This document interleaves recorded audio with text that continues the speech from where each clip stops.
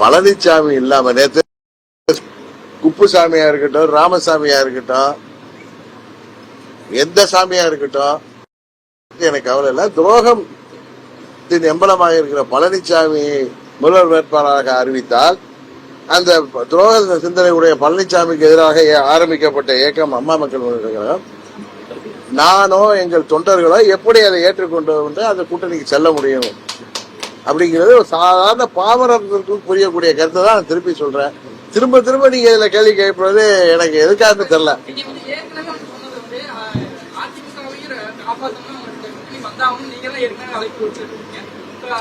ஆமாங்க, இல்லங்க, அதிமுக வரணும்னு தான் நான் சொன்னேன்.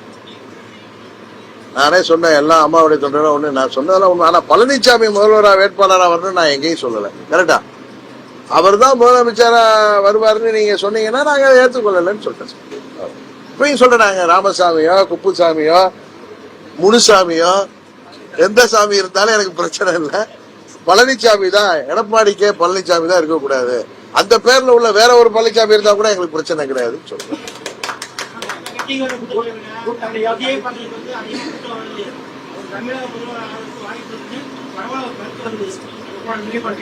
26 தேர்தல்ல இதையெல்லாம் தீர்மானிக்கக்கூடியவர்கள் நீங்களும் நானும் கிடையாது. இதெல்லாம் தமிழ்நாட்டு மக்கள் தான்.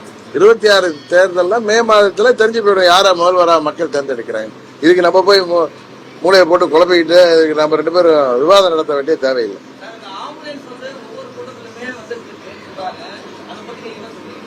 எந்த ஆம்புலன்ஸ்?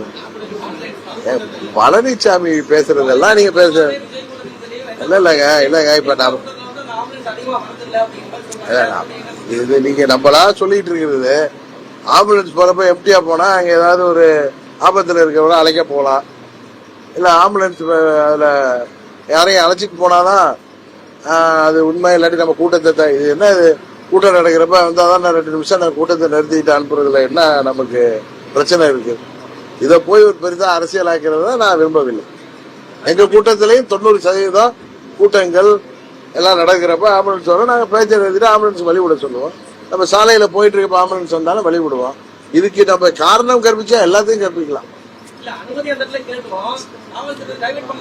இல்ல எல்லா இடத்துலயும் சார் நீங்க ரொம்ப புத்திசாலியா கேக்குறீங்க.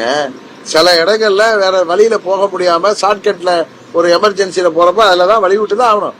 அதுல நீங்க கூட்டம் போட்டிருக்கீங்கிறதுக்காக ஆம்புலன்ஸ் வந்தா வழிவிட தேவையில்லை, ஒரு எமர்ஜென்சிக்கு வழிவிட தேவையில்லைன்னா எந்த ஒரு எதையும் ரெக்கார்ட் பண்ணி காவல்துறை கொடுப்பதில்லை. அது முதல்ல தெரிஞ்சுங்க. சகோதரர் திருமாவளவன் திரு விஜய் அவர்கள் கொடுத்த அந்த பேட்டியை பார்த்தோம்னா அவர் உணர்ச்சி வசப்பட்டு இல்ல அவர் அதை முதல்வருக்கு கோரிக்கை வைக்கிறார்.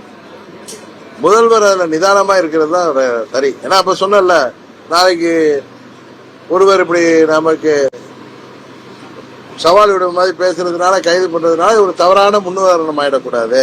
நாளைக்கு திரு திருமாவளவன் அவர்கள் நடத்துகிற கூட்டத்திலும் இது போல விபத்துக்கள்ங்கிறது யாரு எப்ப நடக்கும் அப்ப அவருக்கு அது பிரச்சனை வரக்கூடாது அப்படிங்கிற ஒரு நல்ல எண்ணத்துலதான் நான் சொல்றேனே தவிர யாருக்கு முதல்வருக்கு ஆதரவாகவும் சொல்லல, திருமாவளவனுக்கு எதிராகவும் சொல்லல, விஜய்க்கு எதிராகவும் சொல்லலாம். நான் நடுநிலையா ஒரு கட்சி தலைவரா நாளைக்கு யாருக்கு வேணுமானால் இது ஒரு நிலை வரும். அதுக்கு நாம் தார்மீக பொறுப்பு ஏற்க வேண்டும். அதுக்காக தவறு நடந்ததை நான் தான் தவறு பண்ணேன்னு ஒத்துக்கிற மாதிரி கிடையாது அப்படிங்கிற ஆங்கிள் தான் நான் சொல்றேன். இதுக்கு ஒண்ணு ஆட்சிக்கு ஜால்ரா அடிக்கல. ஆட்சிக்கு இந்த ஒரு விஷயத்துல இந்த அரசாங்கம் முதலமைச்சர் சரியாக நடக்கிறாருன்னு சொன்னா நானும் பழனிசாமி மாதிரிலாம் தரம் தாழ்ந்து இதுல போய் விமர்சிக்கிற அநாகரிகமா விமர்சிக்கிற மனிதன் அல்ல. அவ்வளவுதான்.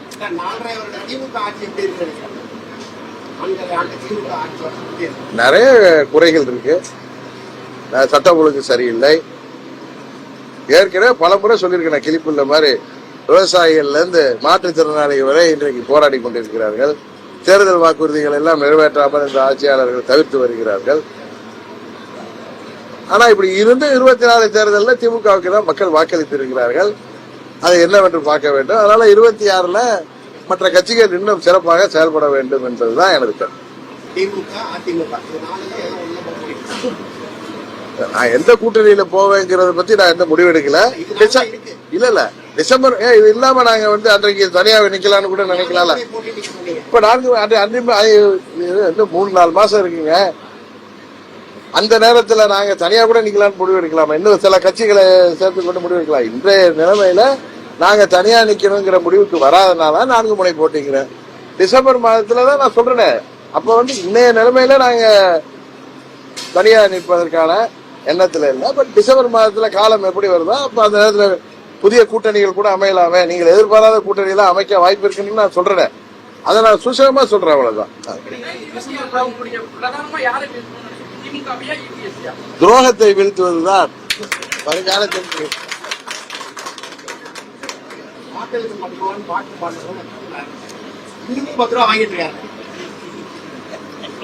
அதாவது கேளுங்க, அன்னைக்கு செந்தில் பாலாஜி அதுக்கு பதில் சொல்லியிருக்காரு. போன ஆட்சியிலேயே இந்த மாதிரி நிறைய குற்றச்சாட்டு இருக்கு, உங்களுக்கு விளக்கம் எல்லாம் கொடுத்திருக்காரு. நான் போய் டாஸ்மாக்ல பாட்டில் வாங்கிட்டேன்னு தெரியாது. எங்க கட்சி நிர்வாகிகள் யாருமே அது மாதிரி குற்றச்சாட்டையே என்கிட்ட இன்னைய வரைக்கும் சொல்லதில்லை. அதனால நான் என்னன்னு பார்த்து அதுக்கு பதில் கொடுக்குறேன்.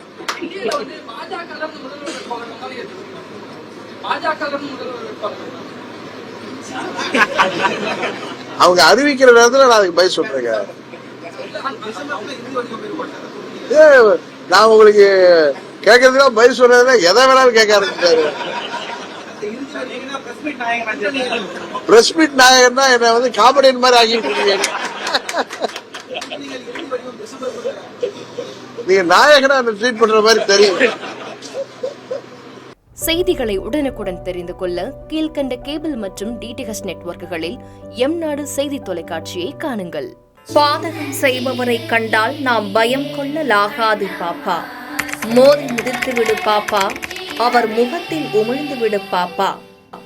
அண்மை செய்திகளை உடனுக்குடன் தெரிந்து கொள்ள இணைந்திருங்கள் எம்நாடு தொலைக்காட்சியுடன்.